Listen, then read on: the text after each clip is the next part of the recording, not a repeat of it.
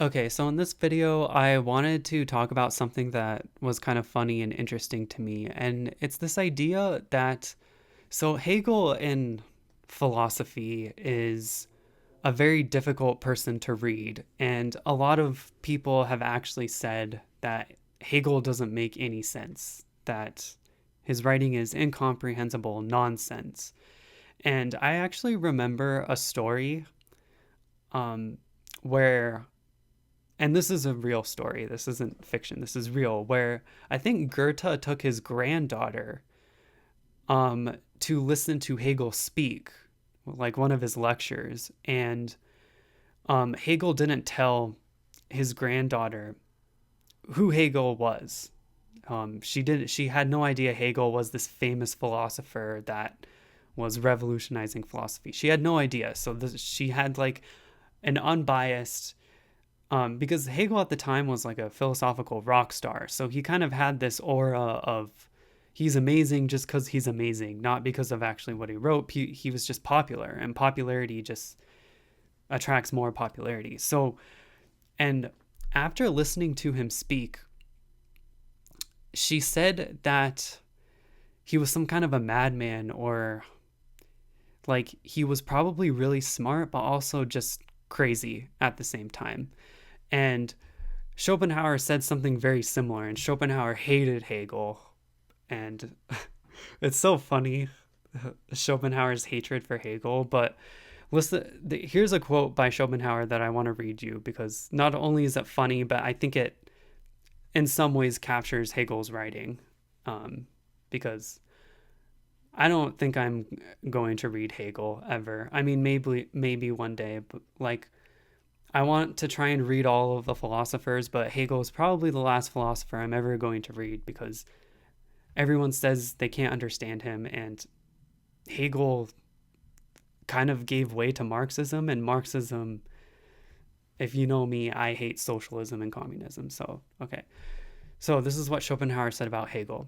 Hegel, installed from above by the powers that be as the certified great philosopher, was a flat-headed, insipid, nauseating, illiterate charlatan who reached the pinnacle of audacity in scribbling together and dishing up the craziest, mystifying nonsense.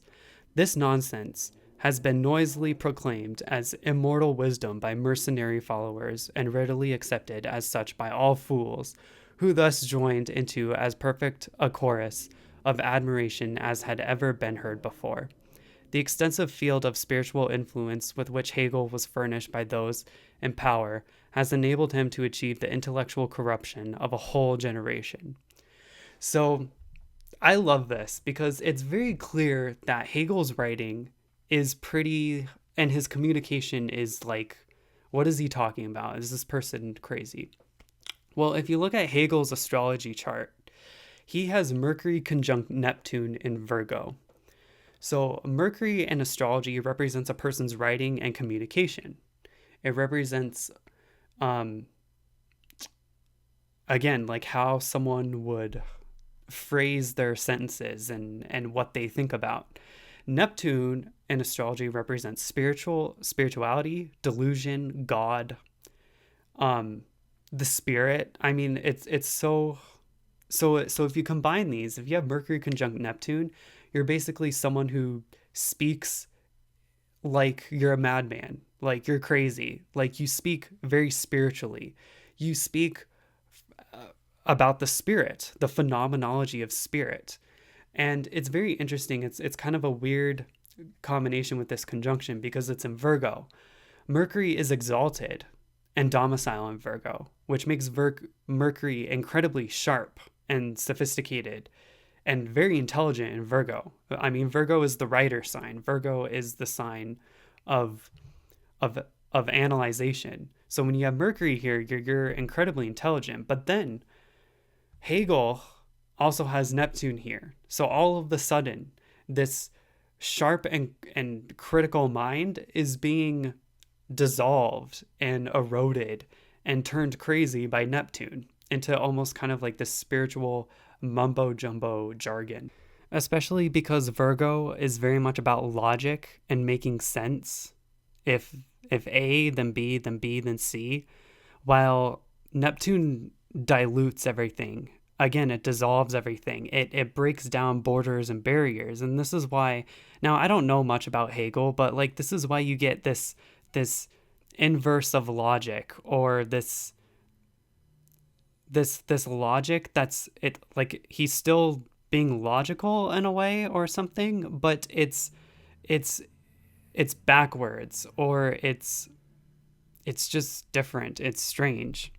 And what's interesting about Neptune is that Neptune is all about deception and lies and not seeing things clearly. But at the same time, this unclear way of seeing things allows you to see other things that weren't so clear. So it's kind of like a different kind of clarity with Neptune.